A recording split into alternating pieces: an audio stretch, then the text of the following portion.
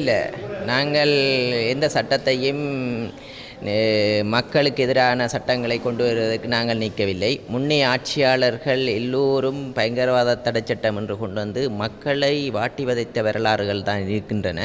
உங்களுக்கு தெரியும், பயங்கரவாத தடைச்சட்டத்தால் எமது கட்சியும் அதில் பாதிக்கப்பட்ட கட்சி என்பது தெரியும். அதே நேரம் எங்களுக்கு தெரியும், இனிமேலும் வன்முறைகள் இடம்பெறாத வகையில் தான் எமது அரசாங்கங்கள் ஆட்சி ஏற்படுத்தி இருக்கின்றன. அந்த வகையில் மக்களுக்கு பூரணமான சுதந்திரத்தை கொடுத்திருக்கிறோம். எமது கொள்கை பிரகடனத்தில் நாங்கள் குறிப்பிட்டிருக்கிறோம், பயங்கரவாத தடை சட்டத்தை முற்றாக ஒழிப்போம். அதே மாதிரி பல கொள்கை பிரகடனத்தில் குறிப்பிட்ட விஷயங்கள் அனைத்தையும் நாங்கள் படிப்படியாக நிறைவேற்றி கொண்டு வருவோம். அதுக்கான ஒரு குழு நியமித்திருக்கின்றோம். எதிர்காலத்தில் பயங்கரவாத தடை சட்டத்தை நீக்கி நாங்கள் மக்களுக்கான சட்டத்தை தான் கொண்டு வருவோம் ஒழிய மக்களுக்கு விரோதமான சட்டத்தை கொண்டு வர போவதில்லை. மக்களின் பணங்களை திருடுபவர்களும் அதே நேரம் மக்களை பிரித்தாள்வதற்காக இனவாதத்தை தூண்டுவர்களுக்கு எதிரான சட்டமாகத்தான் அது இருக்குமே ஒழிய அந்த சட்டமானது சாதாரண பாமர மக்களை பாதிக்காத வகையில் இருக்கும் என்பதை இந்த இடத்தில் ஆணித்தனமாக கூறுகிறோம்.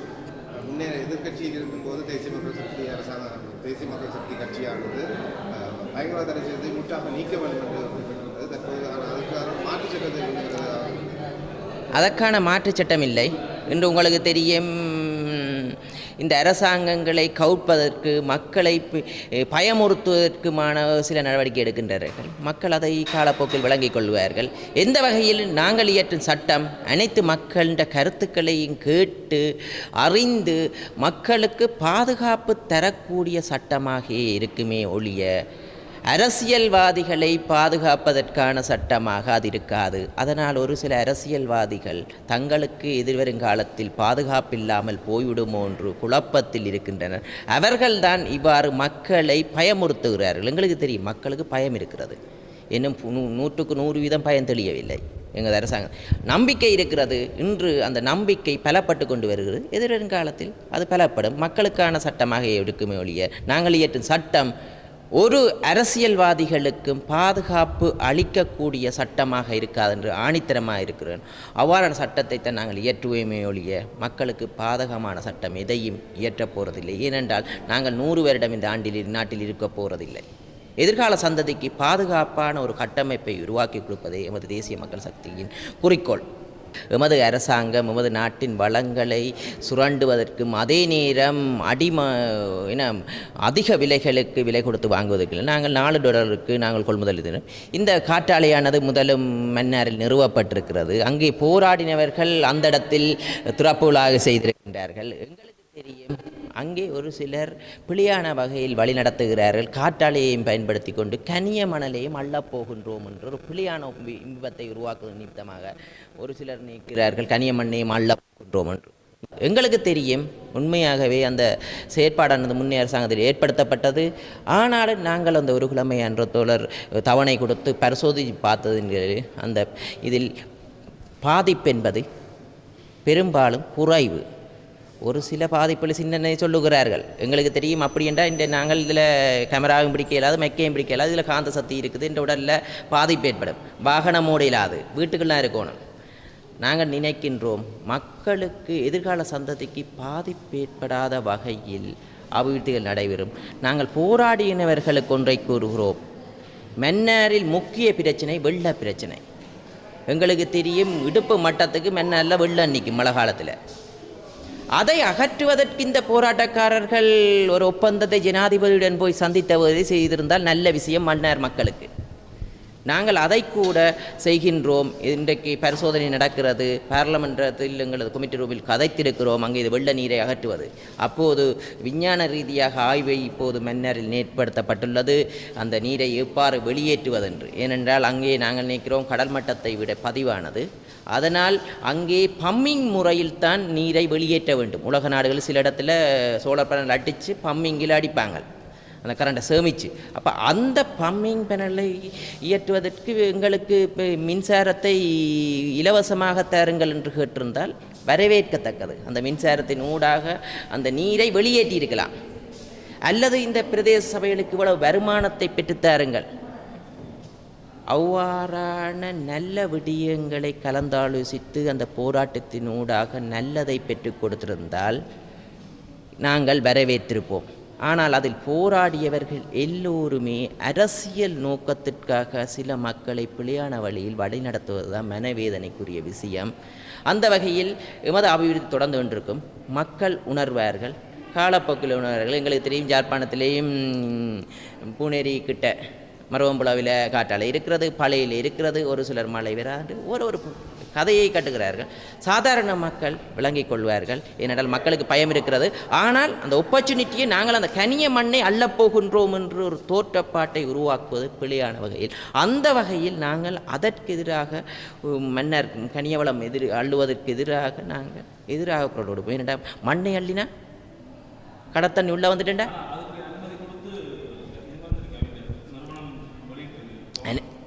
அனுமதி கொடுத்து நாங்கள் விண்மணி அதுக்கும் ஒரு கிலோ ஆராய்ச்சி சரி எந்த வகையிலேயும் கனியமண் அள்வதற்கு எதிராக நாங்கள் குரல் கொடுப்போம் பார்லமெண்ட். ஏனென்றால் மண்ணை அள்ளினால் பாதிப்பு ஏற்படும் என்று திடமான நம்பிக்கை இருக்கிறது.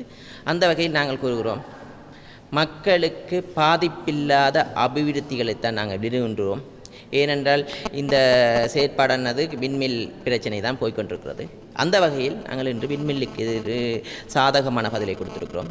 அது படிப்படியாக நடக்கும் வேலை. இவர்கள் ஒரு சிலர் அரசியல் செயற்பாடு செய்கின்றனர். அதுக்கு எதிராக நாங்கள் நடவடிக்கை எடுப்போம். வேலை பழுது, எங்களுக்கு பல இடங்களில் வேலை இருக்கிறது. நேற்று வீட்டு திட்டம் எல்லோருக்கும் அவரவர் தனிப்பட்ட இதில் எங்களுக்கு பிரிவினை எதுவும் இல்லை. நாங்கள் எல்லோரும் ஒன்றாகத்தான் இயங்குகின்றோம். அவர்கள் வேலை செய்வார்கள். ஏனென்றால் பன்முகப்படுத்தப்பட்ட நிதியில் எல்லாரும் அந்த இடத்துக்கு செல்ல வேண்டியதில்லை. அவர் தேசிய மக்கள் சக்தியின் ஒரு பாராளுமன்ற உறுப்பினர் என்ற வகையில் அந்த இடத்துக்கு சென்றது அது வரவேற்கத்தக்கது. அவர் ஒருங்குண அந்த வேலணை பிரதேசத்தில் தலைவராக இருக்கிறார். அந்த வகையில் நான் நேற்று மருதங்கணிக்கு போயிருந்தேன்.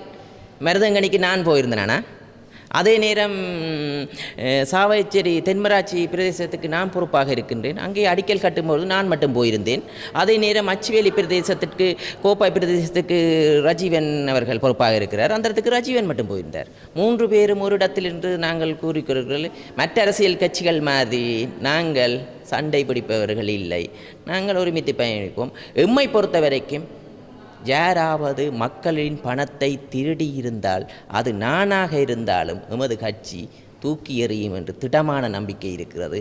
ஏனென்றால் அந்த வகையில் நான் அன்று தொடரின் முதலாவது பார்லிமெண்ட் அமர்விலே அவர் கூறியிருந்தார், நீங்கள் 1000 ரூபா பணத்தை மக்களின் பணத்தை திருடினாலும் நான் இந்த தூக்கி எறிந்து அகற்றிவிட்டு செல்வேன் என்று. அந்த வகையில் ஊழலுக்கு எதிரான சட்டம், அது அரசியல்வாதிகளுக்கு பாதுகாப்பதற்கான சட்டம் நாங்கள் இயற்றவில்லை. மக்களுக்கு பாதுகாப்பு அளிக்கக்கூடிய சட்டத்தை ஏற்படுவோம். நான் தச்சுத்தரவி சந்தர்ப்பவாதத்துக்கு இரையாவனே இருந்தால் இந்த கட்சியிலிருந்து அகற்றப்படுவார்கள். அது ஆதாரத்துடன். செம்மணி தொடர்பாக நாங்கள் பாராளுமன்றத்தில் கதைத்திருக்கின்றோம். இங்கே இருக்கும் பாராளுமன்றவர்களும் கதைக்கவில்லை, நிதியமைச்சருடன் கதைத்திருக்கிறோம். அதற்காக ஏனென்றால் எதிர்காலத்தில் மழை வருகின்றன, அதற்கான பூர்வாங்க பாதுகாப்புடனான நிதி விடுவிப்பை செய்யும்படி கேட்டிருந்தோம். அதற்கான பூர்வாங்க வேலை நடைபெற்று கொண்டிருக்கிறது. அதற்கான எஸ்டிமேட் அனுப்பப்படும். அதுக்கு பிறகு நிதி விடுவிப்படும். நாங்கள் நினைக்கின்றோம், நாங்கள் அதை தலையிடவில்லை. பூரணமாக இங்கிருந்து மழையை எவ்வாறு அகழ்வது, அதற்கான பூர்வாங்க பணிகளை அமைத்து நிதிகள் எவ்வளவு தேவை என்று அனுப்பும் பட்சத்தில் அந்த நிதி விடுவிப்புக்கு பூரணமாக நாங்கள் பெற்றுக் கொடுப்போம் என்று இந்த இடத்தில் கூறுகிறோம். உண்மையாகவே நாங்கள் அர்ச்சனாவை பற்றி பெருசாக அலட்டிக்கொள்ள தேவையில்லை. ஏனென்றால் அர்ச்சனாவை பற்றி மக்கள் நன்றாக உணர்ந்து விட்டார்கள். இன்று தமிழ் மக்களின் வாக்குகளால் பெற்று பாராளுமன்றம் சென்றவர் இன்று மஹிந்த ராஜபக்சவின் நாமலின் குட்டி நாயாக நக்கிகளாக இருக்கிறார்கள். உண்மையாக எங்களுக்கு தெரியும், ஜனாதிபதி தேர்தல்களில் நாங்கள் வாக்களித்தது எதற்காக? முன்னைய காலத்தில் மஹிந்த ராஜபக்சவை தோற்கடிக்க வேண்டும் எண்ணத்தில்தான் மற்ற உறுப்பினர்களுக்கு நாங்கள் வாக்களித்திருக்கின்றோம். அந்த வகையில் தமிழ் மக்கள் முன்னைய காலத்தில் படு இன்னல்களை இந்த டக்ளஸ் போன்றவர்களால் நாமல் ராஜபக்ச ஒரு கட்ட அரசாங்கத்தை வடபகுதியில் நடக்கின்றனர். அதனால் மஹிந்த ராஜபக்சவில் வெறுப்படைந்திருந்தார்கள் தமிழ் மக்கள். இன்று பார்த்தால் தமிழ் மக்களின் வாக்குகளில் நான் ஊழலை ஒழிக்கப் போகிறோம் என்று சாவச்சேரியிலிருந்து வந்தவர் இன்று கொழும்பை மையமாக நாமலின் வீடுகளை சுற்றித் திரிகிறார். நான் பாராளுமன்றத்தில் கூறியிருந்தேன், ஐஸ்லாந்தில் சுகாதார அமைச்சராக ஆவதற்கு கனவு காண்கிறார். சுகாதார அமைச்சராக வந்து ஐஸ்லாந்தில் எவ்வாறு ஊழல் செய்யலாம் அல்லது ஐஸ்லாந்தில் கஞ்சா கடத்தலாம் போதைப்பொருள் கடத்தலாம் என்ற எண்ணப்பாட்டில் அவர் நிற்கிறாரோ தெரியவில்லை. ஏனென்றால் உங்களுக்கு தெரியும், இந்த தேர்தல் காலத்தில் என்னிடம் லீசிங் காசு கட்டுறதுக்கு கூட பணம் இல்லை, இந்த அக்கௌண்ட் நம்பரையெல்லாம் கொடுத்து புலம்பெயர் தேசத்தை ஏமாற்றி பணம் சம்பாதித்தவர்கள். உண்மையாகவே நாங்கள் பணிவாக கூறுகிறோம், புலம்பெயர் தேச உறவுகள் இவர்களுக்கு பணம் வழங்கியிருந்தால், நீங்கள் என்ன காரணத்துக்காக வழங்கினீர்கள், உங்களை ஏமாற்றியிருந்தால் நீங்கள் எமது இலங்கையில் இருக்கிற நீதித்துறை நாடும் பட்சத்தில் அவருக்கு தண்டனை உறுதி. ஏனென்றால் நீங்கள் பணம் அனுப்பியது ரிசீட் இருக்கும், தொடர்பு இருக்கும். வெளிநாட்டிலிருந்து அவருக்காக பணம் சேர்த்தவர்கள் இருக்கிறார்கள், அவர் உறவுக்காரர்கள். அதற்கெதிராகவும் நீதித்துறை நாடும் பட்சத்தில் அங்கே புலம்பெயர் தேசத்தில் இருக்கும் நீதித்துறை நாடும் பட்சத்திலும் உங்களுக்கு தண்டனை கிடைக்கும் அவருக்கு. அதனால் நாங்கள் கேட்கிறோம், இவருக்கு பணம் அனுப்பி ஏமாண்டிருந்தால் எமது யாழ்ப்பாணத்து இலங்கையில் இருக்கும் நீதித்துறை நாடும் பட்சத்தில் அவருக்கு தண்டனை உறுதி. ஏனென்றால் அவருக்கு பணம் இல்லாமல் குறுகிய காலத்தில் 15 கோடிக்கு சொத்துக்கு அதிபதியாகிவிட்டார். அது நான் கூறவில்லை, அவரே கூறுகிறார். அவரது அண்ணா இயக்கத்திற்கு முந்தி பணம் இல்லை என்று 2000 ரூபாய்க்கு வேலைக்கு போனதான். தேசத்தை மீட்கப் போகிறோர் என்று பார்லிமெண்ட்டில் கத்துறார். ஆனால் 2000 ரூபாய்க்காண்டி சம்பளத்துக்கு தான் இயக்கத்துக்கு போனவர் தமிழீழ விடுதலை போராட்டத்திற்கு என்று அவரே சொல்லியிருக்கிறார். அவர் காட்டி கொடுக்கும் பரம்பரையைச் சேர்ந்தவர். ஏனென்றால் உங்களுக்கு தெரியும், 300 கண்டெய்னர் வந்தது தமிழீழ விடுதலை புலிகளின் கண்டெய்னர் என்று பாராளுமன்றத்தில் கூறியிருந்தார்.